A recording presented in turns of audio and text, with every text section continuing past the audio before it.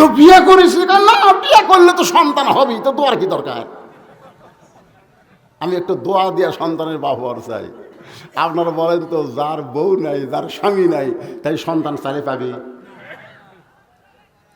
খাদিজা বলতেছে, রাসূলুল্লাহ, গভীর রাত্রে যদি আল্লাহর কাছে বলি, আল্লাহ আমাকে একটা সন্তান দাও, আপনি বলেন তো আল্লাহ কি আমাকে সন্তান দিবে? রাসূল বললেন, দিবার পারলেও দিবে না। আল্লাহ একজনকে দিয়া বিপদত পড়ছে। আল্লাহ কাক দিছিল? মরিয়মকে দিছিল, স্বামী ছাড়া। জাকারিয়া নবীকে ধরছে। জাকারিয়া নবী সেই দৌড়াইতে ঠেলার ছোটে সামনে একটা গাছ পাচ্ছে। দরকার কি পাচ্ছে? গাছ পাচ্ছে। এই গাছ আমাকে মারার জন্য মরি সন্দেহ করছে। মরির বেটা হচ্ছে ইসা, মনে করছে আমি আমার দ্বারা হচ্ছে, আমি আর খালু হই রে, জনগণ তো বুঝতেছে না। আমাকে যে ধাবা মারছে, গাছ একটু ফাঁক করে,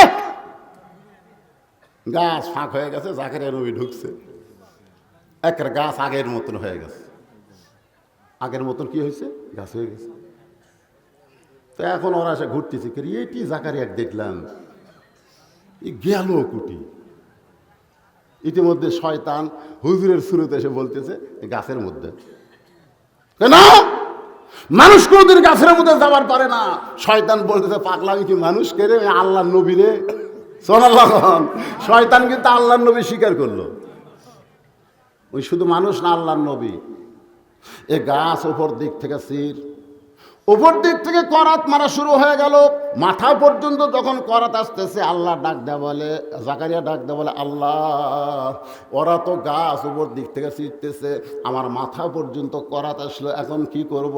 আল্লাহ বলে, জাকারিয়া, ওরা যখন তো গাছ করলো, আমি আল্লাহ কি তখন ছিলাম না?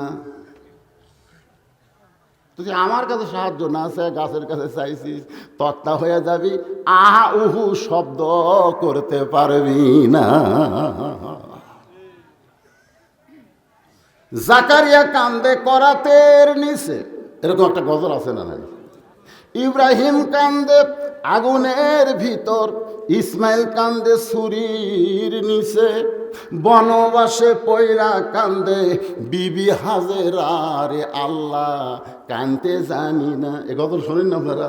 আল্লাহ ডাকতে জানি না, ডাকার মতন ডাকলে আল্লাহ, ডাকার মতন ডাকলে আল্লাহ কেমনে শোনো না, যেমন ডাকতেছে মানে রাজর। এখন ঠিক কিনা? ছোট ছোট বাচ্চারা, বয়স্ক নারীরা, যুবতীরা সবাই কাঁদতেছে আল্লাহর কাছে, মাবুদ তুমি আবাবিল পাখির সরষার দানার এত দিয়া আব্রাহার হস্তি বাহিনীকে ধ্বংস করে দিলে, এখন ইহুদিরা তোমার ঘরকে নাফা করতেছে, তুমি কোথায় আছো আল্লাহ, তুমি কি করবে? আর হয় না, আজকে শোনা গেল 13,700 জন, 13,700 জন। আল্লাহ তুমি কি করতেছ? তুমি তোমার কাবা ঘরের হাত থেকে রক্ষা করার জন্য আবাবিল পাঠালা, আর তোমারই বাইতুল মুকাদ্দাস তুমি একসাথে বলেছো, সুবহানাল্লাযী আসরা বিআবদিহি লাইলাম মিনাল মাসজিদিল হারাম ইলাল মাসজিদিল আকসা। দুইটাই তোমার ঘর, একটা তুমি বাঁচালা আর একটা ধ্বংস করতেছে, তুমি কিছুই করবে না? আল্লাহর কুদরতে মুখে হাসি ফুটতেছে। কে রে পাগলারা, যারা জীবন দিচ্ছে ওরা মরতেছে না রে। তোরা কি মনে করতেছিস? ওয়ালা তাকুলু লিমান ইউকতালু ফি সাবিলিল্লাহি আমওয়াত বাল আহইয়া। আমার ঘরের জন্য যারা জীবন দিল, এরা চিরজীবন লাভ করলো। জোরে কোন সুবহানাল্লাহ। ক্ষণস্থায়ী দুই দিনের দূরে থাকে, কি করবে? ওরা জান্নাতের 8টা দরজা খোলা পেয়ে গেছে। জোরে কোন সুবহানাল্লাহ। এই জন্যে জান্নাতের ফেরেশতা এবং আল্লাহর নবীর সঙ্গে কথা কইছে। সুবহানাল্লাহ কন্যা কেন দেখেননি ফেসবুকে? কি মনে করতেছেন? ওই জায়গার থেকেই আল্লাহ ইমাম মেহেদিকে বের করবে, ওই জায়গায় আল্লাহ ঈসা আলাইহিস সালামকে বের করবেন। গোটা পৃথিবী আল্লাহ এক সময় মুসলমানের হাতে দিয়ে দিবে। জোরে কোন সুবহানাল্লাহ। বহু জাতের মানুষ পৃথিবীতে বসবাস করে। আমার বগুড়া জেলার এসপি হলেন একজন হিন্দু মানুষ, আর আপনাকে এমপি হলো একজন হিন্দু মানুষ। জোরে কোন কথা ঠিক কিনা? হ্যাঁ, আমি এক সমস্যায় পড়ছিলাম। আমাকে একবার থানার পুলিশ এসে নিয়ে গেল এসপির কাছে। আমি ওয়াজ করছিলাম, অমাইয়াবু তাগি গয়রাল ইসলাম দীনান ফালাই ইউকবালা মিনহু। এটা কি আমার কথা না আল্লাহর কথা? আল্লাহ কোরআনে বলেছেন ইসলাম ছাড়া, গয়রাল ইসলামা দীনান, মানে ইসলাম ছাড়া অন্য কোনো ধর্ম দিনকে যারা গ্রহণ করবে, আল্লাহ বলেছেন লা ইউকবালা মিনহু, সেইটা কবুল করা হবে না। এ কথার দ্বারা আল্লাহ বুঝালেন দুনিয়াতে ধর্ম একটাই, তার নাম কি? কিন্তু এসপি যে হিন্দু, তাই আপনি তো ওয়াজ করেন সাম্প্রদায়িক ওয়াজ, তো যে কোরআন থেকে আপনারা তাফসির শুনবেন সেই কোরআনেই যদি আল্লাহ বলে ইন্না দীনা ইনদাল্লাহিল ইসলাম, তাহলে আমার করার কিছু আছে? অবশ্যই ইসলাম সম্পর্কে, এই দিন সম্পর্কে 4টা আয়াত। 1 নম্বর আয়াত হচ্ছে লা ইকরাহা ফিদ্দিন, ধর্ম নিয়ে কোনো বাড়াবাড়ি নাই। এটা কখন, এই আয়াতটা কখন নাজিল হয়েছে আপনারা জানেন? মানে যখন সবেমাত্র ইসলাম শুরু হয়েছে, 2-4 জন মুসলমান হচ্ছে, তখন বাড়াবাড়ি করলে বাঁচবি না মরবি? এই জন্য আল্লাহ বললেন লা ইকরাহা ফিদ্দিন, ধর্ম নিয়ে বাড়াবাড়ি করা যাবে না।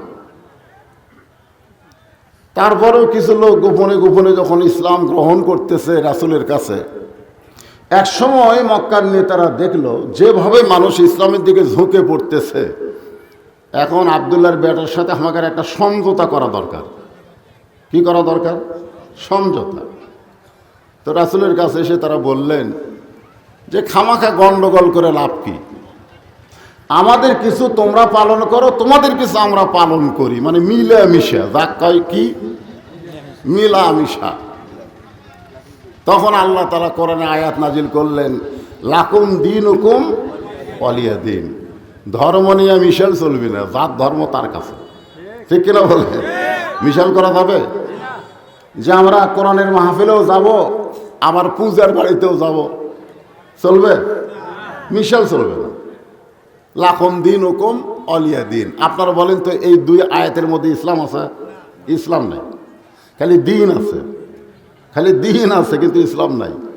এরপরের আয়াতে আল্লাহ বললেন ইন্না দীনা ইনদাল্লাহিল ইসলাম। কি বুঝলেন?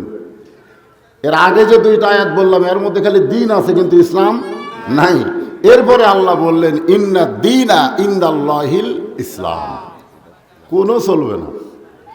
আল্লাহর কাছে একমাত্র পছন্দনীয় ধর্মের নাম হলো ইসলাম। এটা কি আমার কথা না আল্লাহর? তাহলে বোঝা যাচ্ছে অনেকগুলো ধর্মের মধ্যে আল্লাহর কোন ধর্ম পছন্দ? ইসলাম। মানে 4টা তরকারি দিয়েছে, মুরগির গোস্ত, মাছ, গরুর গোস্ত, খাসির গোস্ত, এর মধ্যে আমার গরুর গোস্ত পছন্দ, কিন্তু ওই 3টা কি বাদ দেওয়া যাবে? আমি খাই না, তাই বলে অন্য কেউ তো খেতে পারে। মোটামুটি বোঝা গেল তো সব ধর্মের মধ্যে আল্লাহর কাছে ইসলাম পছন্দ। যখন মুসলমান জয় জয়কার, আর মুসলমানকে কোন ঠাসা করে রাখা যাবে না, তখন আল্লাহ বলে দিলেন অমাইয়াবতাকি গয়রাল ইসলামা দীনান ফালাই ইউকবালা মিনহু, ইসলাম ছাড়া আর কোনো ধর্মই নাই, একমাত্র ধর্ম হয় ইসলাম। তাহলে কি বুঝলেন? এই শেষের আয়াত দিয়া আগেকার 3টা আয়াত তেলাওয়াতের সওয়াব পাবেন, কিন্তু হুকুম চলবে না। আমার কথা কি বুঝলেন? আপনি যদি লা ইকরাহা ফিদ্দিন পড়েন সওয়াব পাবেন, প্রতি অক্ষরে 10 টাকা করে নেকি পাবেন। আপনি যদি লাকুম দীনুকুম ওয়ালিয়া দিন পড়েন সওয়াব পাবেন, প্রতি অক্ষরে 10 টাকা করে নেকি পাবেন। আপনি ইন্না দীনা ইনদাল্লাহিল ইসলাম পড়লে সওয়াব পাবেন, কিন্তু চলবে না। কারণ শেষে যে আয়াতটা আল্লাহ বলেছেন যে কোনো ধর্মই নাই, একমাত্র ধর্ম, তার নাম কি? আর সেই ইসলামের মধ্যে আল্লাহ আমাকে কবুল করছে। খুশি? খুব একটা খুশি বোঝা যাচ্ছে না। তো ওই জায়গাটা ফাঁকা থাকলো কেন? ওকে কি মাটি না পাটি? আসেন আসেন সামনে, ফাঁকা না রেখে লড়ে চড়ে বসেন তো। আল্লাহ তোমার কোরআনের মাহফিলে যারা নড়ে চড়ে সামনে এসে বসলো, 1 বছর কোনো অসুখ বিসুখ তার শরীরে দিও না, ধরে করে আমি। আর তারা লড়তেছে না, পাথরের মতো যেন ভারী হয়। জায়গা না থাকলে তো লোন দেন তো। আপনারা দেখেন তো মাহফিলে কি লোক বাড়তিছে না কমতিছে? তো তাহলে আপনারা কেন ফাঁকা থাকবেন? যে কোরআনের তাফসীর শুনবেন, এ কোরআনকে আল্লাহ তাআলা ওষুধ হিসাবে, শেফা হিসাবে নাজিল করেছে। অনুনাজ্জিলু মিনাল কুরআনি মা হুয়া শিফাউ ওয়া রাহমাতুল লিল মুমিনিন। শুধুমাত্র মুমিনদের জন্য আল্লাহ তাআলা এই কোরআনকে শিফা হিসাবে নাজিল করেছে। জোরে কোন সুবহানাল্লাহ। আমরা আল্লাহর প্রশংসা এই কারণে বেশি বেশি করব যে আল্লাহ আমাদেরকে জন্মসূত্রে, কি সূত্রে? জন্মসূত্রে মুসলমানের ঘরে কবুল করছে। অন্য ধর্মে জন্ম নিয়ে মুসলমান হওয়া কি সহজ না কঠিন? খুবই কঠিন না? খুব কঠিন। এফিডেভিট করা লাগবে, তারপরে আবার এক হুজুরের কাছে আসা লাগবে। এখন হুজুর কলমা পড়ে দিলে, আমি কিছুদিন আগে আপনাকে পরশার মধ্যে একটা হিন্দু এরকম মুসলমান হয়েছিল কোরআনের মাহফিলে এসে। খুব কষ্ট, বাপ মা পর্যন্ত তার ত্যাগ করতে হয়, সব কিছু ত্যাগ করে ইসলামকে গ্রহণ করা লাগে। যেরকম কথা ঠিক কি? আচ্ছা, এই কষ্ট কি আল্লাহ আমাদের জন্য রাখছে? মাশাআল্লাহ। জন্মসূত্রে মুসলমান হওয়ার মধ্যে একটা লাভ কি, এই লাভটা আপনারা শোনেন। আল্লাহ রাসূল মসজিদের মধ্যে বসে আছেন। কার মধ্যে বসে আছেন? এমন সময় হযরত আবু বকর মসজিদের মধ্যে ঢুকতে চাচ্ছেন, কিন্তু দরজা থেকে তাকায় দেখে নবীর দুই উরাতের উপরে দুই নাতি বসে খেলা করতেছে। কি করতেছে? খেলা করতেছে। এক নাতি দাড়ি ধরে টান মারতেছে, আর এক নাতি মাথার টুপি খুলে এরকম ফেলে দিচ্ছে। কামটা কি ভালো করতেছে? হোসাইন ছোট্ট নাতি দাড়ি ধরে মারে টান, কিন্তু নানার দাড়ি চুমা খাবার গেলে, আদর করে গেলে খুশখুশি লাগে, এই জন্য দাড়ি ধরে টান মারতেছে। টুপি আর একজন এরকম নিক্ষেপ করে। আবু বকর রাদিয়াল্লাহু তাআলা তাকায় দেখেন নবী বিরক্ত না হয়ে দুই নাতিকে বুকের মধ্যে নিয়ে আদর করতেছে, ওদের দুই গালে চুমা খাচ্ছে। সুবহানাল্লাহ বলে। নিজে উঠে গিয়ে টুপি এনে মাথার দিচ্ছে, মাথার দেওয়া মাত্র আবার ফেলে দেয়, নবী আবার নিয়ে এসে মাথার দেয়, বিরক্ত হয় না। আবু বকর রাদিয়াল্লাহু দরজা থেকে আসমানের দিকে তাকায় বললেন, আল্লাহ আল্লাহ। কোন দিকে তাকালেন? আর আপনারা কোন দিকে তাকান? আসমানের দিকে তাকানোর টাইম আছে? দুইজন ফিসফিস করে গল্প করতেছে। কেরে ভাই, জোরে ক, পরিবেশ খারাপ হুজুর, জোরে বলা যাবে না, আগে চারিদিকে দেখে, চারিদিকে দেখে তারপর দুই একজন একটু জোরে বলে। চারিদিকে কি দেখে? আসলে প্রকৃত ইমানদার যারা হবে তারা চারিদিকে দেখবে না, তাদের তাকাতে হবে আল্লাহর দিকে। জোরে কর কথা ঠিক না? এখন আল্লাহ কোন দিকে? মানিস তাওয়া আলাল আরশ। হযরত আবু বকর আসমানের দিকে তাকায় বললেন, আল্লাহ, আমার নবী শুধু বিশ্ব নবী নয়, আমার নবী হলেন পৃথিবীর 1 নম্বর নানা। কয় নম্বর? নানা হিসাবে আমাকে নবীর চাইতে ভালো নানা কেউ আছে? আমিও তো নানা। আমার এক নাতি আছে হোসাইন, আর একটার নাম হলো হাসান। তো হোসাইন ছোট অবস্থায় বুকের উপর নিয়েছি, ওর 2 পা আমার দাড়ির মধ্যে ঢুকে দিছে। আমি, এই শয়তান, যেই কছি শয়তান, ওর মা এসে আমার কাছ থেকে নিয়ে বলতেছে, আপনি আলেম হবার পারছেন কিন্তু নবীর ওয়ারিস হবার পারেননি। হ্যাঁ, সামান্য দাড়ির মধ্যে ছোট বাচ্চা, কেবল 1.5 বছর বয়স, আপনি যে হারে হুমকি মারছেন, ই তো ব্যবসা হয়ে যাবে। তার মানে বোঝা গেল আমরা নানা হয়েছি কিন্তু নবীর মতন নানা হতে পারিনি। জোরে কোন কথা ঠিক কিনা? আমরা বাবা হয়েছি কিন্তু নবীর মতন বাবা হতে পারিনি। পারছি? পারিনি। আমরা নেতা হয়েছি কিন্তু নবীর মতন নেতা হতে পারি নাই। আমরা প্রেসিডেন্ট হয়েছি কিন্তু নবীর মতন হতে পারি নাই। আল্লাহর নবী বদরের যুদ্ধে এই গায়ের জুব্বা খুললেন। খালি জুব্বা সবসময় তাইফের ময়দান, আরাফার ময়দানে কে কেউ যদি বলে যে আমি জুব্বা কাবাদ দেবো, চলবে? এই যারা হজ করছেন আরাফার ময়দানে গিয়ে বলতেছে, না ভাই, আমি জুব্বা টুপি মাথার দিয়ে আরাফা পালন করবার চাই, না চলবি না, ওই জায়গায় গিয়া তোমাকে হেরামের কাপড় পরা লাগবে। জোরে কোন কথা ঠিক কিনা? জায়গা বুঝে পোশাক পরা লাগবে। নবী গায়ের জুব্বা খুলে সৈনিকের পোশাক পরলেন, মাথার টুপি খুলে হেলমেট মাথায় দিলেন, হেলমেট। কোমরের পেটি টাইট হচ্ছে না, আলীকে বললেন, আলী আমার কোমরের বেল্ট একটু টাইট করে দাও। হযরত আলী খালি টাইনে টাইনে কোমর বান্ধা দিচ্ছে। ধরে গেল কি বান্ধা দিচ্ছে? কোমর বাঁধতেছে।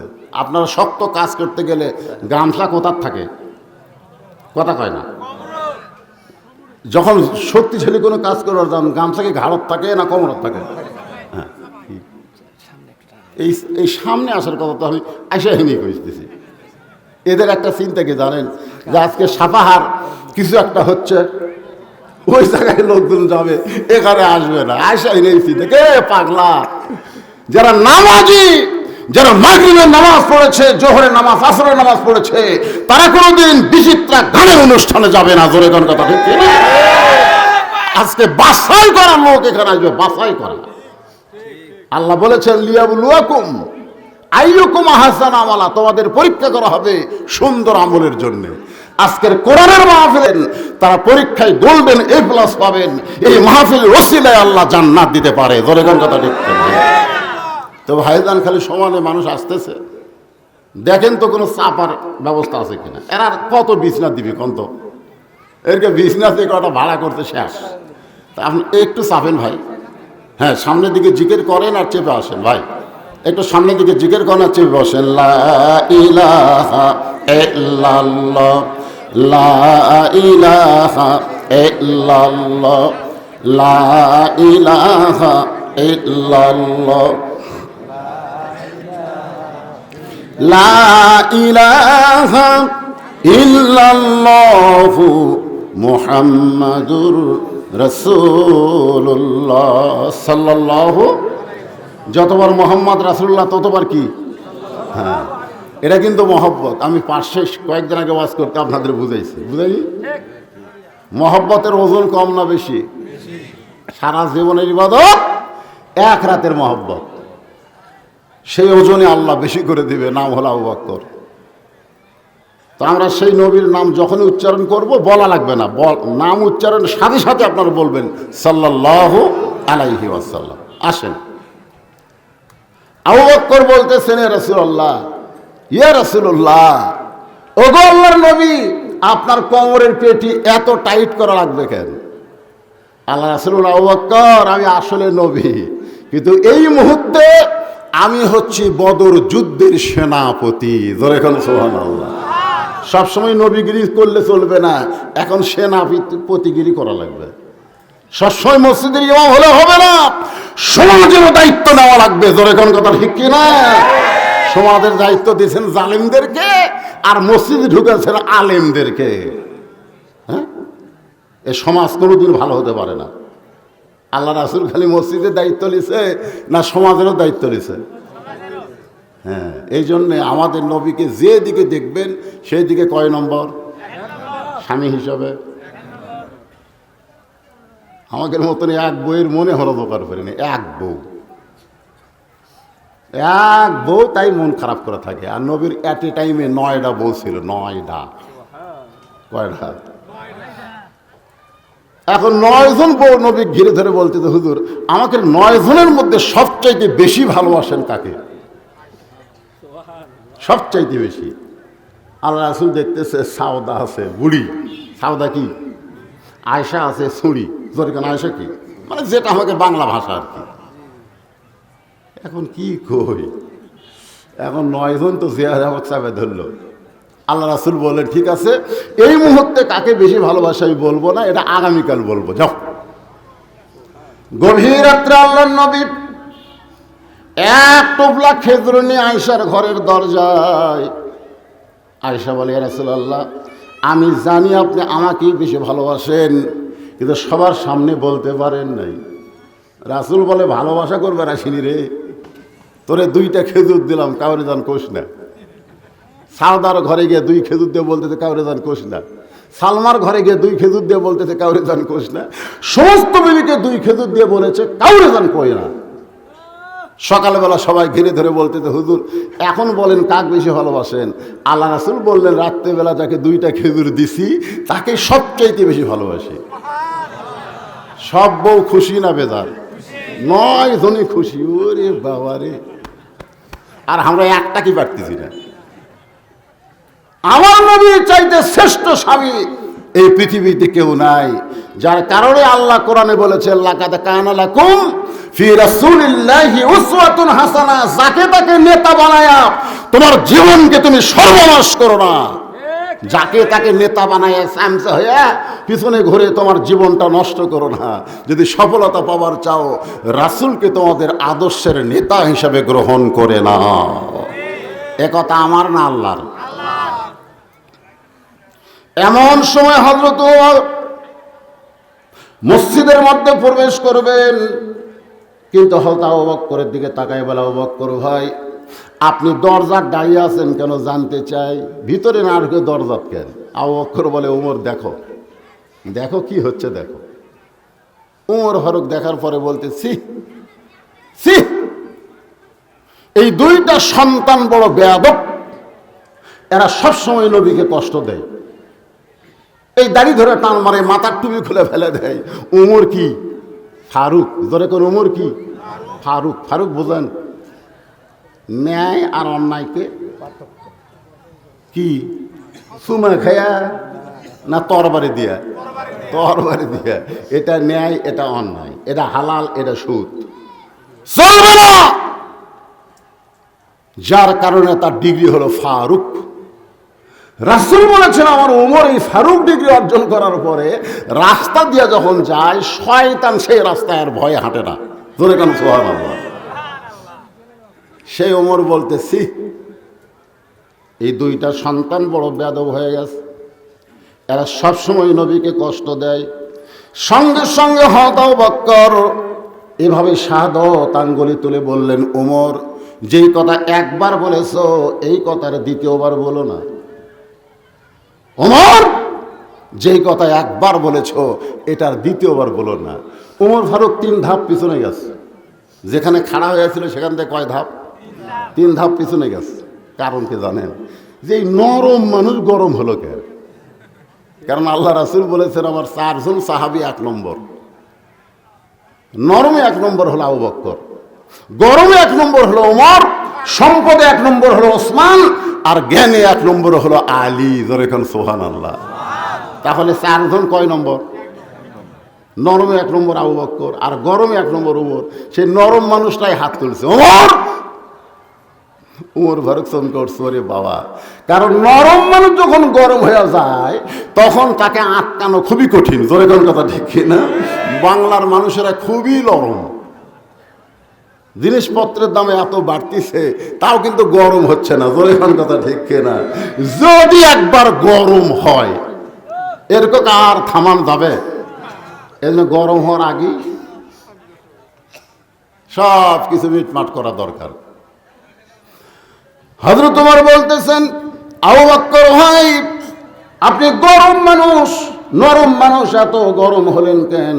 আবু বকর বলে, ওমর, সবসময় নরম থাকা চলে না, মাঝে মধ্যে গরম হওয়া লাগে।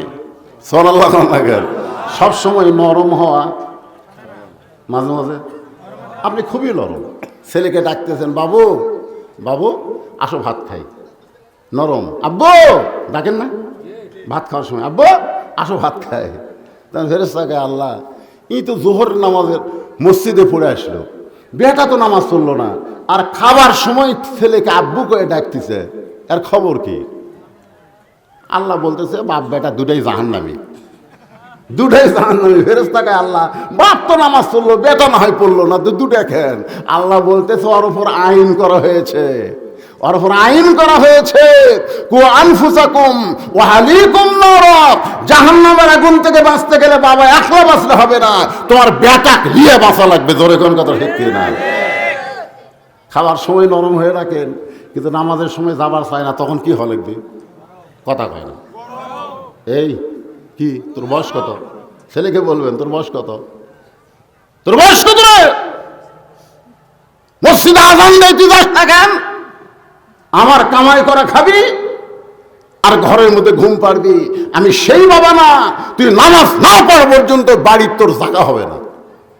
রাসূল বলেছেন 7 বছর থেকে তালিম দাও, কেমনে নামাজের নিয়ত বানবি, কেমনে হাত বানবি, কেমনে রুকু করবি, কেমনে সেজদা করবি, এই তালিম দাও 7 বছর থেকে। আর 10 বছর থেকে যাবার না চালে ঘাড় ধরে, কি ধরে, ঘাড় ধরে নিয়ে যাও। এই হাঁটুর মধ্যে কাল্লা দিল কে হুজুর?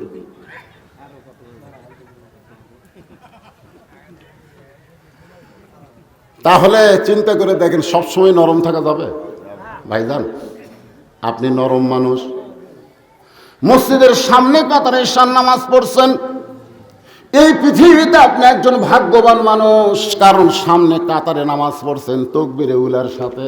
আপনার চাইতে ভাগ্যবান আর কেউ নাই। জোরে কর না সুবহানাল্লাহ। কি নরম মানুষ আপনি! আজান দিলে আর দেরি করেননি, দুনিয়ার সমস্ত কাজ কাম বাদ দিয়ে আপনি সামনে কাতারে এসে নামাজ পড়লেন, কি নরম! কিন্তু এশার নামাজ পড়ে বাড়িতে যখনই ঢুকলেন, আপনার ঘরের মধ্যে থেকে হিন্দুকের পূজার বাদ্য লো লো লো লো লো হরি হরি হরি হরি। আমার ঘরের মধ্যে হিন্দুকের পূজার বাদ্য কেন? ঘরের মধ্যে ঢুকে দেখেন আপনার ম্যাডাম, আপনার বউ স্টার জলসা দেখতেছে। আপনি বলেন তো ওই সময় কি নরম থাকা যাবে? ওই সময় কিন্তু আর নরম থাকলে আপনার ঈমান থাকবে না। ওই সময় আপনাকে গরম হয়ে বলতে হবে, মান তাশাব্বা বিকওমিন ফাহুয়া মিনহুম।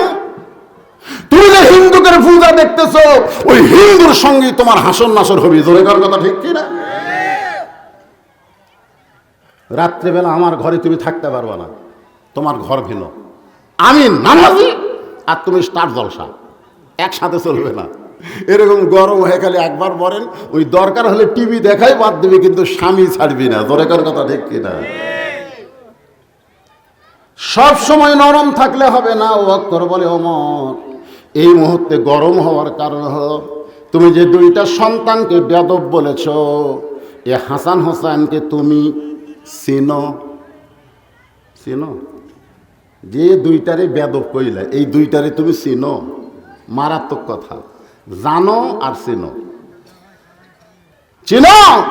উমর ফারুক বলেন, কি যে কোন ভাই, চিনবো না কেন?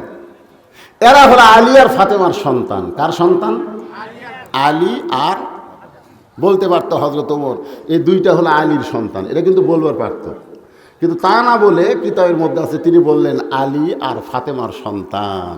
খালি বাপের সন্তান হয় না, মাও লাগে। যখন লাগে কি লাগে না?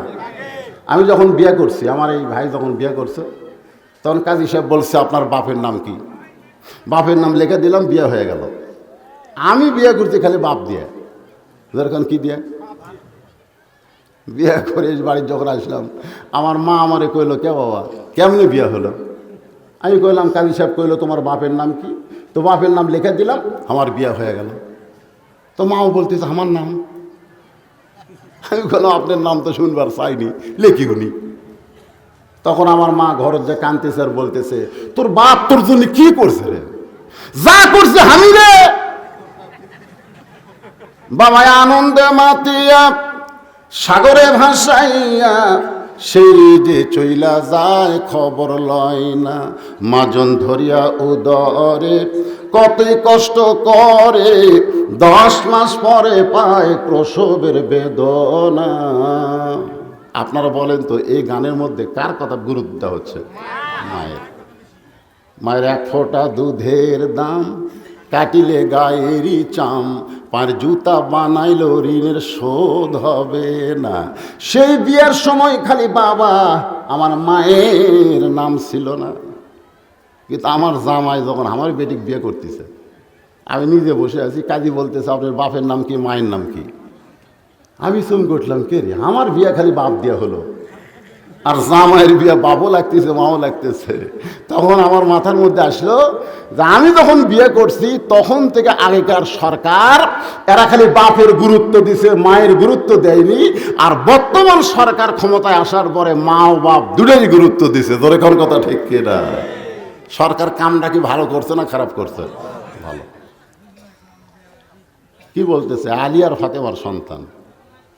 আবু বকর বলে, ওমর শুধু আলী ফাতেমার সন্তান বললে হবে না, এদের আরো পরিচয় আছে। ওমর ফারুক বলে, আলী ভাই এদের আর কোনো পরিচয় তো আমার জানা নাই। আবু বকর বলে, ওমর তুমি এখন বলো তো কত বছর বয়সে ঈমান গ্রহণ করছো? ওমর ফারুক বললেন 27 বছর বয়সে। আবু বকর বলে, ঈমান গ্রহণ করার আগে তুমি কি ছিলে? ওমর ফারুক বলে, আমি কাফের ছিলাম।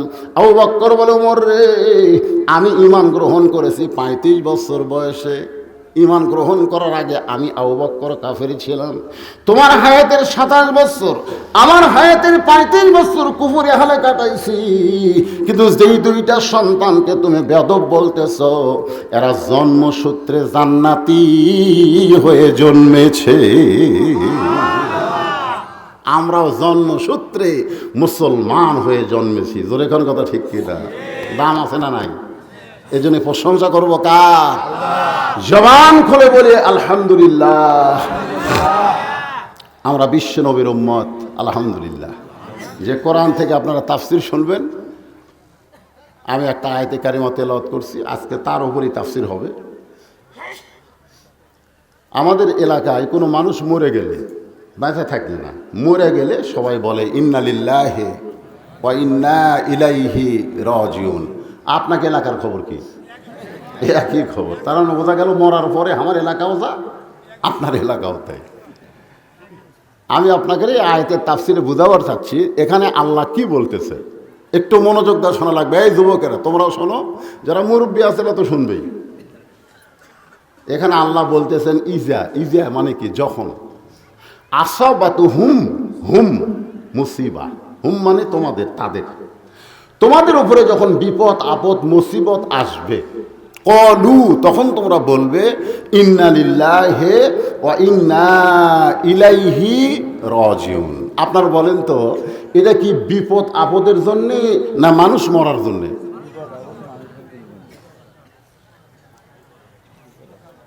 না না, এখানে আয়াতে যেটা ডাইরেক্ট বলা হয়েছে মানুষ মরার পরে বলা লাগবে। ভাই বলতেছে মানুষ মরার পরে, সেটা তো আয়াতের মধ্যে নেই। যেটা আছে সেটা আমি বুঝেছি। আর মানুষ মরার পরে কেন বলি সেটাও বলবো। মানুষ বললে আমরা ইন্না লিল্লাহ কেন পড়ি সেটাও তো বলা লাগবে না? হ্যাঁ, কিন্তু এখানে আয়াতের যে ভাষা, সেই ভাষার মধ্যে আল্লাহ বলতেছেন যখন তোমাদের উপরে বিপদ আপদ মুসিবত আসবে তখন তোমরা বলবে ইন্না লিল্লাহি ওয়া ইন্না ইলাইহি রাজিউন। এখন আপনারা বলেন তো, বাংলাদেশের মানুষ বর্তমানে রহমতে আছে না বিপদে আছে?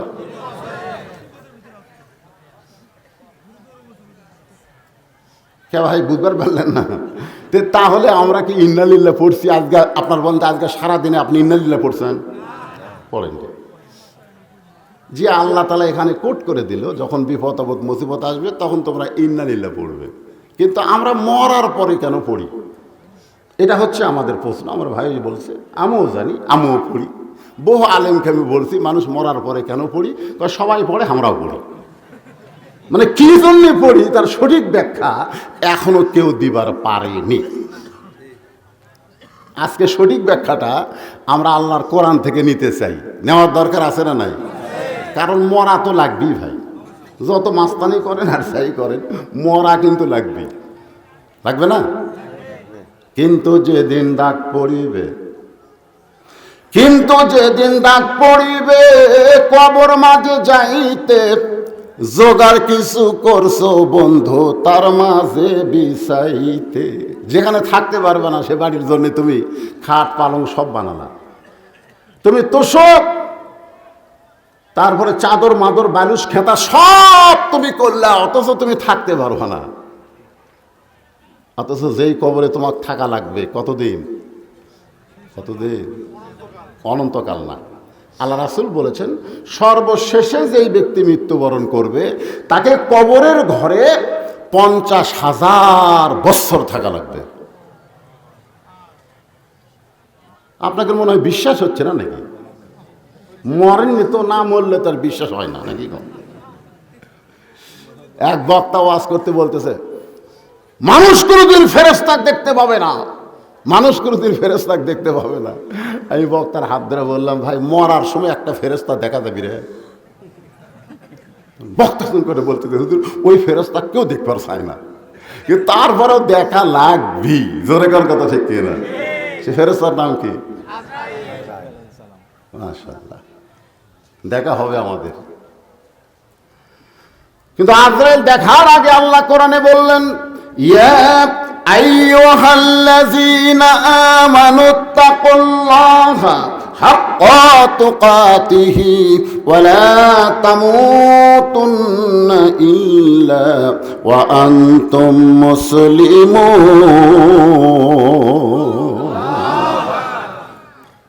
গভীর রাত্রে আল্লাহর নবীর ঘুম ভেঙে গেছে।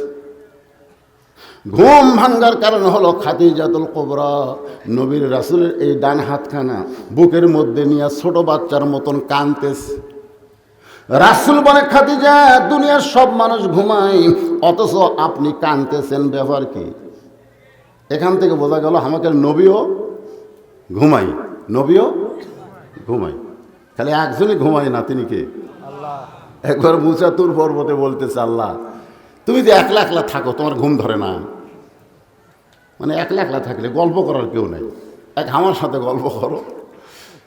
তো তোমার তো গল্প করারও লোক নেই, তোমার আশেপাশে কেউ থাকারও চান্স নেই, তুমি একলা একলা থাকো, তোমার ঘুম ধরে না।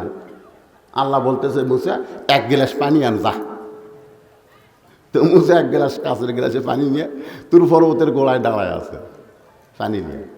আল্লাহ কয়, ঘুম মুসাক ধর। যে ঘুম মুসাক ধরছে, হাতের গিলাস পুড়ে ভেঙ্গা চুরমার। আল্লাহ কি কে রে মুসা, পানি কোথায়? আপনি জানেন না আমার ঘুম আছে? আল্লাহ কয়, মুসা তোমার ঘুম আছে, একটা গিলাস পুরা ভাঙ্গা চুরমার হলো। আমি আল্লাহর যদি ঘুম থাকতো, কুল কায়নাত চুরমার হয়ে যেত। জোরে কোন কথা ঠিক কি না? এই জন্য সেনা তাও ওয়ালা নাউম, আল্লাহর ঘুম তো দূরের কথা, তন্দ্রা পর্যন্ত নেই। সুবহানাল্লাহ কবেন না? কিন্তু আল্লাহর নবী কি বলতেছেন? ও খাদিজা, আমি নবী ঘুমাই, দুনিয়ার সবাই ঘুমাই, কিন্তু আপনি না ঘুমায় কেন কাঁদতেছেন? খাদিজা বলে, রাসূলুল্লাহ, আমার একটা অভ্যাস হয়ে গেছে, আপনি না ঘুমাইলে আমি কোনোদিন ঘুমাই না। আপনি না ঘুমাইলে আমি কোনোদিন ঘুমাই না, এটা আমার অভ্যাস হয়েছে। আল্লাহ রাসূল বললেন, এই অভ্যাস তোমার কবে থেকে? খাদিজা বলতেছেন, হুজুর, দুনিয়াতে প্রত্যেকটা মেয়ের বিয়ে হলে মেয়েকে তার স্বামীর হাতে উঠাইয়া দেয়। মেয়ের বিয়ে হলে চাচা হোক বাবা হোক, আজ থেকে আমার মেয়েকে তোমার হাতে তুলে দিলাম। কিন্তু আমার ভাগ্য কি যে আমাকে কেউ আপনার হাতে তুলে দেয় নাই, বরং আপনার চাচা আবু তালেব আপনার দুই হাত আমার হাতে উঠাই দিয়ে বলতেছে, মা আজ থেকে এই এতিমের দায়িত্ব তোকে দিয়ে দিলাম। সুবহানাল্লাহ। কারণ শিশুকালে মইরা গেছে মা, গর্ভে থাকতে মরছে পিতা, নবী চোখে দেখলেন না। কে করিবে লালন পালন, কে দিবে সান্ত্বনা? এই দুনিয়ার বড় এতিম নবী ছিলেন একজনা। খাদিজা বলে, রাসূলুল্লাহ, সেদিন থেকে আপনি না ঘুমাইলে আমি কোনোদিন ঘুমাই না। আপনি ঘুমানোর পরে আমি ঘুমানোর নিয়ত করি। আপনারা বলেন তো, ঘুমের একটা নিয়ত আছে না নাই? চেতন হওয়ার জন্যই না একবারে? আপনার কি চেতন হওয়ার জন্য ঘুমান? না, মনে করেন এই যে ঘুমাছি ভাই, আর উঠবো না, তাহলে ঘুমের একটা দোয়া আছে না নাই? জোরে করে আছে না নাই? এই দোয়ার মধ্যে মরার কথা আছে, জেতার কথা আছে। দেখেন দোয়াটা খেয়াল, খালি তো দোয়া পড়েন আরবিতে, আর বাংলা তো আর বোঝেন না। এটা খুব সুবিধা আমাদের বাংলাদেশে। এক ইফতার পার্টিতে আমাকে নিয়ে গেছে, ইফতার পার্টি, ইফতার মাহফিল না, ইফতার পার্টি। যাই দেখে একজনও রোজা নেই, 14-15 আইটেম নিয়ে বসে আছে। আমাকে এখন বলতেছে, হুজুর দোয়া করেন, হাজার হাজার টাকা খরচ করছি, হুজুর দোয়া করেন। আমি চিন্তা করলাম, এরা যদি বলতো 16 ঘন্টা কষ্ট করে রোজা আছি, দোয়া করেন আল্লাহ যেন রোজা কবুল করে, ওরা এই রোজার কথা কয় না, আমাকে হাজার হাজার টাকা খরচ করছি, হুজুর ভালো করে দোয়া করেন।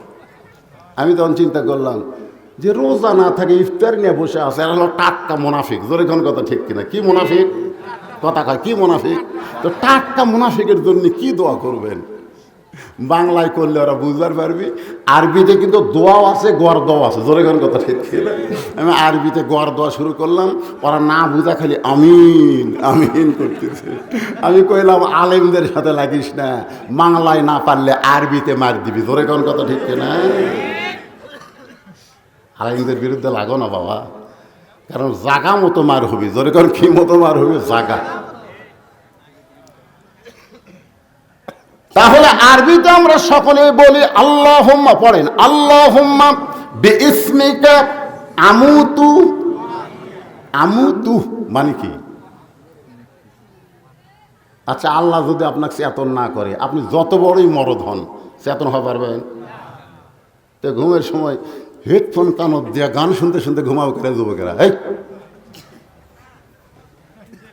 ঘুমের সময় দরজা জানলা বন্ধ করে মোবাইলের অশ্লীল ছবি দেখাও, যদি আল্লাহ চেতন না করে ওই ঘুমটাই তোমার জীবনের শেষ ঘুম। ঠিক কিনা বলেন? ইমাম গাজ্জালী রহমতুল্লাহ আলাইহি বলেন, আমি এশার নামাজ পড়ে এসে ঘুমানোর পূর্বে তওবা করি, তওবা, যে আল্লাহ এটা আমার জীবনের শেষ ঘুম হতে পারে, আমার জীবনের যত পাপ আছে তুমি মাপ দাও। চোখের পানি নিয়ে কানতে কানতে আমি দোয়া পড়ে ঘুমায় যাই, কারণ এটা আমার শেষ ঘুম হতে পারে। খাদিজাতুল কুবরা বলে, রাসূলুল্লাহ এই আমুতু শব্দ যখন উচ্চারণ করেছি তখন আমি দেখতে পাই আমার সামনে অন্ধকার কবর। চোখ বন্ধ করছে আর কবর দেখতেছে। আর আপনি চোখ বন্ধ করে কি দেখতেছেন? দেখা যায় না হুজুর, দেখা যায় না। চোখ বন্ধ করলে দেখা যায় না হুজুর। আমার এক বন্ধু বিশাল বাসা করছে, বাসার গেট দেখে আমি আশ্চর্য। গেট গেট গেট বানাতেই 10-15 লাখ টাকা খরচ, খালি গেট বানাতে। আমি বললাম, ভাই খুব সুন্দর বাড়ি। আমার বন্ধু কয়, হুজুর আপনি ওয়াজ করে মূর্খ হচ্ছেন। আমি বললাম, কেন মূর্খ কেমনে? এটা বাড়ি, এটা বাড়ি, এই কোটি কোটি টাকা খরচ করে বানাচ্ছে, এটা বাড়ি, এটার নাম হলো বাসা হুজুর। আপনি কোন খুব সুন্দর বাসা। আমি তখন বললাম, ভাই আসলে আমি মূর্খ। আব্দুল আলিমও মূর্খগিরি করে গেছে। আমার বন্ধু বলে, আব্দুল আলিম আবার কি মূর্খগিরি করে গেল? আমি বললাম, 40 বছর আগে আব্দুল আলিম একটা গান গাইছে, এপারে তোর বসত বাড়ি, ওই পারে তোর বাসা, এই পারে তোর বসত বাড়ি, ওই পারে তোর বাসা। ভবদরিয়ায় পাড়ি দিতে, ভবদরিয়ায় পাড়ি দিতে কেমনে করলি আশা। যুবকেরা আমার সঙ্গে বলো, এপারে তোর বসত বাড়ি, ওই পারে তোর বাসা, লাভ করিতে আইসারে ভবে। ভবে বলে কি? দুনিয়ায়। লাভ করিতে আইসারে ভবে, হইলারে বেদিশা, রতন কাঞ্চন বদল দিয়া, নিজের যৌবন শেষ করিয়া, রতন কাঞ্চন বদল দিয়া, কিল্লা তামাশিসা। এপারে তোর বসত বাড়ি, ওই পারে তোর বাসা। যত কোটি টাকা দেয় তুমি তৈরি করো, ওটা তোমার বাসা না, তোমার বাসা হলো আল্লাহর জান্নাত। জোরে বলেন কথা ঠিক কিনা? এলা বসত বাড়ি। যতই তৈরি করেন লাভ নেই, ছাড়িয়া যাওয়াই লাগবে। যাই যত সুন্দর বাড়ি বানাচ্ছে তার মরা তত কঠিন হবে। জোরে কোন কথা ঠিক কিনা? কি বাড়ি রে, আজরাইল খালি ঘুরে ঘুরে দেখাবি, দেখ এই দেখ কি মাল বানাছু, কুটি যাবো দেখ। অন্ধকার কবর তাহলে সাপ ফেনা তুলে যাওয়া লাগবে। এই কথা কোনো মুসলমান ভুলে থাকতে পারে না। জোরে কোন কথা ঠিক কি না? খাদিজাতুল কুবরা বলে, রাসূলুল্লাহ সর্বশেষে যেই ব্যক্তি কবরে যাবে, ওই অন্ধকার কবরে 50,000 বছর থাকা লাগবে। ওই কবরের চিন্তায় আমার ঘুম আসতেছে না, আমার চোখ দিয়ে দর দর করে পানি পড়তেছে।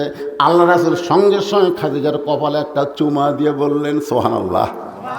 এই জায়গাতে আমার দিকে তাকান, এই জায়গায় খালি একটা চুমা মারবেন। রাসূল বলেছেন, কোন স্বামী তার বিবির কপালে 2 ভুরুর মাঝখানে একটা চুমা দিলে একটা ওমরা হজের সওয়াব। সুবহানাল্লাহ কইলে হবে না, চুমা মারা লাগবে রে। কি দিছেন কোন দিন? 1.5 লাখ টাকা 2 লাখ টাকা লাগবে ওমরা হজ করতে। ওমরা হজ আপনার বাড়িতে আছে, গেলে জায়গা মতো চুমা মারা তালি হবে ইনশাল্লাহ। এখন আমার মায়েরা চিন্তা করতেছে, হুজুর যে জায়গা চুয়া খাবার খেলো, এরা যে বিড়ি খাওয়া খায়, এখন চুয়া খাবার গেলে তোমাকে বমি হওয়া ছাড়া উপায় নাই। তোর এখন ঠিক কি না? তারপর চুয়া খাবার গেলে মুখের বিড়ির গন্ধ তোরকে লাকত লাগবে।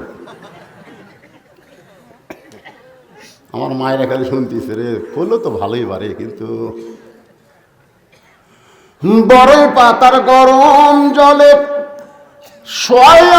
শাড়ির তলে যারা বিড়ি সিগারেট খান তাদেরকে আমি বলবো, বউকে চুমা খাওয়ার আগে বড়ই পাতা চাবাবেন। জোরে কোন কি পাতা? বড়ির পাতা চাবায়া ফেলে দিলে আপনার মুখের আর দুর্গন্ধ থাকবে না। মানুষ মরে গেলে দেখবেন পানি গরম করার সময় কিসের পাতা দেয়? বড়ই পাতা কেন দেয়? ওই মানুষটার দেহের মধ্যে যে দুর্গন্ধ আছে, বড়ই পাতার গরম পানিতে গোসল করাইলে ওই মানুষটার আর কোনো দুর্গন্ধ থাকবে না। তাই বলে আমি সিগারেট খাওয়া হালাল করে দিলাম না। অনেকে মনে করতে ভালোই তো রে, তাহলে বড়ি পাতা খেয়ে, বড়ির পাতা কে খায়? মানুষ খায় না, ছাগল খায়। আপনি যা খান, একটা চকলেট খাই ফেলে দেন, কুত্তে এসে খাবি, খাবি না? একটা কলা খায় ফেলে দেন, রুটি খায় ফেলে দেন, কুত্তে খাবি। কিন্তু একটা বিড়ি খায় ফেলে দেন, খাবি, ওর ওপর পেশাব করবি, তোর কথা ঠ্যাং তুলে মেরে দিবে। আমি একজনকে বলছিলাম, ভাই কেবল একে বিড়ি সিগারেট মুকুট দিয়ে মেসর ঠোকা মারতিছে।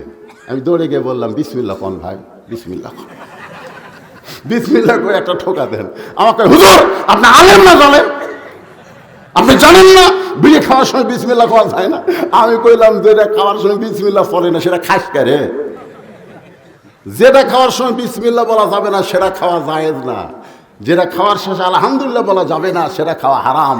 জোরে কোন কথা ঠিক? হিন্দুরা মরে গেলে মুখত আগুন দেয়, আর এরা বেতা থাকতে আগুন টানে। দুই কান্দের ফেরেশতাকে আল্লাহ, ই যতক্ষণ বিয়ে খাবি আর কান্দ থামড়া থাকবো না আল্লাহ।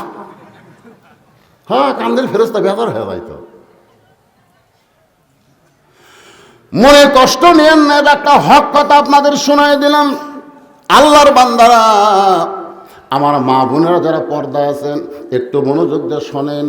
খাদিজা বলতেছে, ইয়া রাসূলুল্লাহ, ওই অন্ধকার কবরে 50,000 বছর আমি কেমনে থাকবো? সঙ্গে সঙ্গে নবী খাদিজার কবরে চুমা দিয়ে বললেন, খাদিজা ওই আল্লাহর শপথ করে বলতেছি, ঈমান গ্রহণ করার পরে আপনি আল্লাহর সঙ্গে যে সম্পর্ক গড়ে তুলেছেন, আল্লাহ আপনার কবরকে জান্নাত বানায়া দিবে। নবী শপথ করে বলতেছে, আল্লাহে। কার শপথ? আল্লাহর শপথ। ঈমান গ্রহণ করার পরে আপনি আল্লাহর সঙ্গে যে সম্পর্ক গড়ে তুলেছেন, আল্লাহ আপনার কবর অন্ধকার রাখবে না, আপনার কবরকে আল্লাহ জান্নাত বানাই দিবে। আপনার এক ঘুম, তাও এক কাতা ঘুম। কয় কাতা? আমরা রাত্রে ঘুমাতে ঘুমাতে 2-3 কাত হই না, কেন হই না? আমার বউ তো মাঝে মধ্যে আমাকে সাইজ করে দেয়, কি ঘুমান না, দৌড়েন। আর 50,000 বছর কত মুমিনের এক কাতা ঘুম হবে। ইসরাফিল সিংহে ফুৎকার দিলে তখন কিরামান কাতিবিন 2 ফেরেশতা বলবে, ওঠেন ওঠেন। ওটা বলি, ভাই এটা কোন অক্ত রে? উযু করার পানি দিয়ে হলো অক্ত। 50,000 বছর আপনি ঘুমের মধ্যে ছিলেন, সে এত হলেন জান্নাতের যান। সোনাল্লাহ কর না কেন, সোনাল্লাহ কর না কেন? সারা জীবনে কবরে থাকবে চাচ্ছেন, আপনি এখন জান্নাতে যান। হায় হায় হায় রে, যারা প্রকৃত ইমানদার, আল্লাহর সঙ্গে সম্পর্ক করে যারা কবরে যাবে, আল্লাহ তাদের কবরকে জান্নাত বানায় দেবে। তাহলে আল্লাহর সঙ্গে সম্পর্ক করার দরকার আছে না নাই? আল্লাহ নবী বললেন, ঈমান গ্রহণ করার পর আপনি আল্লাহর সঙ্গে যে সম্পর্ক গড়ে তুলেছেন, ঈমানের আগে কোনো সম্পর্ক হবে না, আগে ঈমান গ্রহণ করা লাগবে।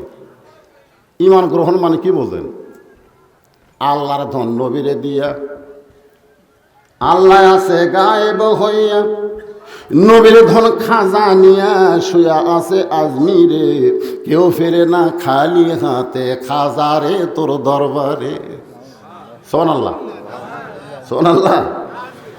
সবাই বলতেছেন না কেন? জোরে বলেন নাউজুবিল্লাহ। আমার দয়াল বাবার দরবারেতে কেউ ফিরে না খালি হাতে। যখন 18 যাই আমি দেখছি আমাকে এলাকার গাড়ির মধ্যে মাইক দেয় ওপরে, ছাদের উপরে মাইক দেয়, ভিতরে খালি ওকে কামদের ফেরেশতারা বিরক্ত হয়ে আল্লাহ কি লেখো বোঝা যায় না, ও কি লিখবি, কি মনে করতেছেন? ঈমান গ্রহণ করার পরে আপনি আল্লাহর সঙ্গে সম্পর্ক গড়ে তুলেছেন, আল্লাহ আপনার কবরকে জান্নাত বানায় দিবে। সঙ্গে সঙ্গে মা খাদিজা নবীর হাতটা বুকের মধ্যে চাইবা ধরলেন, বলে ইয়া রাসূলুল্লাহ আপনার কথা আমার বিশ্বাস হয়, সুবহানাল্লাহ, কিন্তু আমি যদি আপনার কাছে কিছু চাই আপনি কি আমারে দিবেন না? সঙ্গে সঙ্গে রাসূল 3 বার বললেন নাউজুবিল্লাহ। এই মনোযোগ দিয়ে শোনেন, 3 বার বললেন কি? নাউজুবিল্লাহ, নাউজুবিল্লাহ, নাউজুবিল্লাহ। খাদিজা বলতেছে হুজুর আপনি নাউজুবিল্লাহ বলেন কেন? কারণ নাউজুবিল্লাহ, সুবহানাল্লাহ, আলহামদুলিল্লাহ, ইন্নালিল্লাহ সবই কার জিকির? আমরা মানুষ বললে কি কই? ইন্নালিল্লাহ। আমার এক দাদা ছিল, মানুষ বললে কয় আলহামদুলিল্লাহ। আমি খুব ছোট, তাই আমি দাদাকে একদিন বললাম কে দাদা আলহামদুলিল্লাহ কেন, ইন্নালিল্লাহ? কয় তুই তো হুজুর হসনি, বুঝবো না। আজ 2 মাস হলে একটা লোক মরেনি, আমাকে খাওয়াও নাই, মরিছে এখন দাওয়াত পাওয়া যাবে। আমাদের এলাকার কথা বলতেছি, মরলে 5টা দাওয়াত। জোরে কোন কয় দাওয়াত? প্রথম হলো কলমা পড়া, তারপরে 7 দিন পর বাড়ি সাফ করা, তারপরে হলো 40 এরকম অনেকগুলো খাওয়া, মানুষ বললে খাওয়া হয়। এই জন্য কতগুলো হুজুর আছে আলহামদুলিল্লাহ। এখনো কিছু হুজুর আছে মানুষ বললে তার বাড়িতে গিয়া আল্লাহর কোরআন শরীফ খতম দেয়, দেয় কি দেয় না? খতম দেওয়ার পরে বলে রব্বানা যালামনা, আল্লাহ যেই কোরআন খতম দিলাম এই কোরআনের সব যে মরে গেছে তার আমল নামায় দাও। ফেরেশতাকে আল্লাহ একই সওয়াব কয়বার? তোমার নবী বলেছেন যখন কেউ কোরআন পড়বে প্রতি অক্ষরে 10টা করে নেকি পাবে। আলিফ বলার সঙ্গে সঙ্গে 10 নেকি লেখা হয়ে গেছে, লাম বলার সঙ্গে 10 নেকি, মিম বলার সঙ্গে 10 নেকি। ই যতক্ষণ কোরআন পড়েছে ততক্ষণ এরই আমল নামায় নেকি লেখা শেষ। ই যাওয়ার চালান করতেছে, এখন কি করব? আল্লাহ ডাক দেওয়া বলে ফেরেশতা মরা মানুষের জন্য কোরআন নয়, কোরআন হলো জীবিত মানুষের হেদায়েতের খোরাক। সারা জীবন কোরআনের বিরুদ্ধে চারণ করছে, আর মরার পরে কোরআন খতম দিয়া জান্নাতে থুই আসবেন। কি মনে করতেছেন? এই আমি এক লোককে একেবারে গোরস্থানে বাদী হয়েছিলাম, সারা জীবন শয়তানের দল করছে, মরার সময় বলতেছে বিসমিল্লাহি আলা মিল্লাতি রাসূলিল্লাহ, বিসমিল্লাহি আলা মিল্লাতি রাসূলিল্লাহ। আপনারা বোঝেন এই আরবির বাংলা বোঝেন? যে আল্লাহর নামে রাসূলের দলে তোমাকে তুলে দিলাম। ফেরেশতাকে আল্লাহ যেটা থাকতে শয়তানের দল, মরে গেলে রাসূলের দল, এই শালাকে রাসূলের দলে তোলা লাগবে না, রাসূলের দল দুনিয়াতেই করা লাগবে। জোরে কোন কথা ঠিক কি না? রাসূলের দল যদি আমরা করি, একটু মনোযোগ দিয়ে শোনেন। খাদিজা বললেন রাসূলুল্লাহ 3 বার নাউজুবিল্লাহ বলার কারণ কি? আল্লাহ রাসূল বলেন খাদিজা আল্লাহ ছাড়া অন্য কারো কাছে চাওয়া জায়েজ। সবাই একটু জোরে বলবেন ভাই, আল্লাহ ছাড়া কারো কাছে চাওয়া জায়েজ আছে? নবীর কাছে চাওয়া যাবে? আমি মদিনায় 11 সালে প্রথম হজ করতে গিয়ে একটু হাত তুলছিলাম, রাসূলের রওজার পাশে এরকম হাত তুলছি, যে হাত তুলছি মদিনার এক পুলিশ এসে আমার হাতের উপর ঠাসি দিয়ে বলতেছে মান্নু কুলো হারাম। আমি মনে মনে কইলাম রে পুলিশ তুই আমাকে চিনিস? মনে মনে আমি একটা বাংলাদেশের সেই বক্তা, আর তুই আমাকে কোস মান্নু কুল্লু হারাম, মানে হাত তোলা হারাম। তার মানে আমাকে বুঝাই দিল রাসূলের কাছে হাত পাতানো যাবে না, পাতাইতে হবে কার কাছে? আল্লাহর কাছে। আর আমরা মাজারে বাজারে সব জায়গায় যাই, নিয়ামতপুরের মধ্যে দেখলাম তেনাফির, জোরে কোন কি পীর? তেনাফির, এক গাছত অসংখ্য তেনা বান্ধা থাকে। আমি বললাম কে ভাই তেনা বাঁধলে কি হয়? যে নিয়ত করে বাঁধে সেটা পুরা হয়। হায় হায় হায় রে, আপনাকে এলাকার তেনাফির আছে নাকি?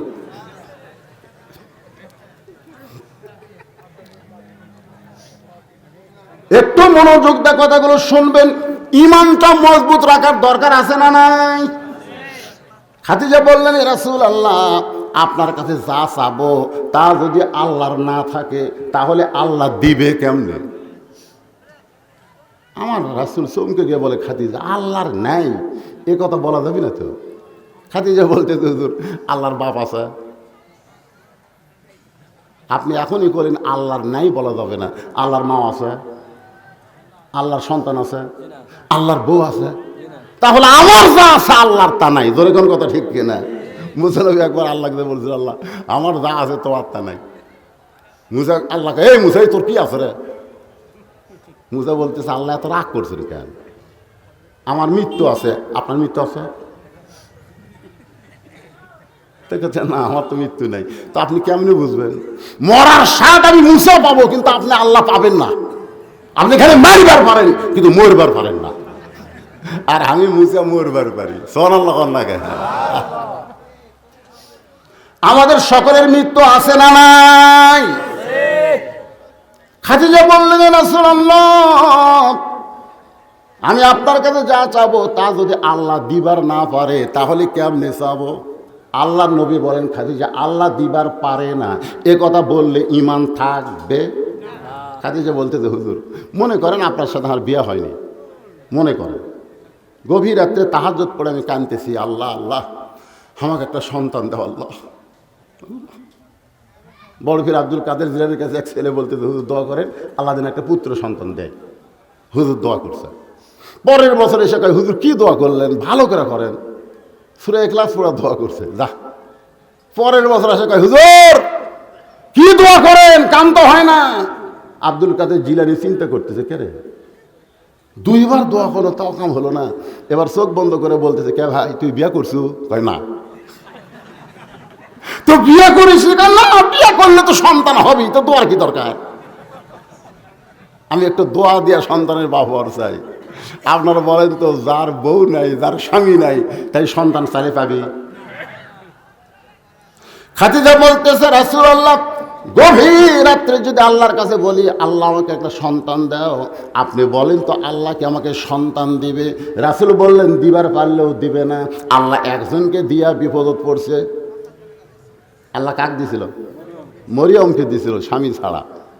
জাকারিয়া নবী ধরছে। জাকারিয়া নবী সেই দৌড় দৌড়াইতে দৌড়ে ঠেলার ছোটে সামনে একটা গাছ পাচ্ছে। দরকার কি পাচ্ছে? গাছ। এই গাছ আমাকে মারার জন্য মরিয়ম সন্দেহ করছে। মরিয়ম বেটা হচ্ছে ইসা, মনে করছে আমি আমার দ্বারা হচ্ছে, আমি আর খালু হয়ে রে, জনগণ তো বুঝতেছে না আমাকে যে ধাবা মারছে। গাছ একটু ফাঁক করে, গাছ ফাঁক হয়ে গেছে। জাকারিয়া নবী ঢুকছে, একের গাছ আগের মতন হয়ে গেছে। আগের মতন কি হয়েছে? গাছ হয়ে গেছে। তো এখন ওরা এসে ঘুরতেছে, এটি জাকারিয়া দেখলাম গেল কুটি। ইতিমধ্যে শয়তান হুজুরের শুরুতে এসে বলতেছে, গাছের মধ্যে কেন মানুষ কোনদিন গাছের মধ্যে যাবার পারে না। শয়তান বলতেছে, পাগলামি কি মানুষ কেড়ে আল্লাহর নবী রে। সুবহানাল্লাহ। শয়তান কিন্তু আল্লাহর নবী স্বীকার করলো। ওই শুধু মানুষ না, আল্লাহর নবী। এ গাছ ওপর দিক থেকে সির, উপর দিক থেকে করাত মারা শুরু হয়ে গেল। মাথা পর্যন্ত যখন করাত আসতেছে, আল্লাহ ডাক দেয়া বলে, জাকারিয়া ডাক দেয়া বলে, আল্লাহ ওরা তো গাছ উপর দিক থেকে ছিটতেছে, আমার মাথা পর্যন্ত করাত আসলো, এখন কি করব? আল্লাহ বলে, জাকারিয়া ওরা যখন তোকে আক্রমণ করলো আমি আল্লাহ কি তখন ছিলাম না? তুই আমার কাছে সাহায্য না চাই গাছের কাছে চাইছিস, তক্তা হয়ে যাবি, আহা উহু শব্দ করতে পারবি না।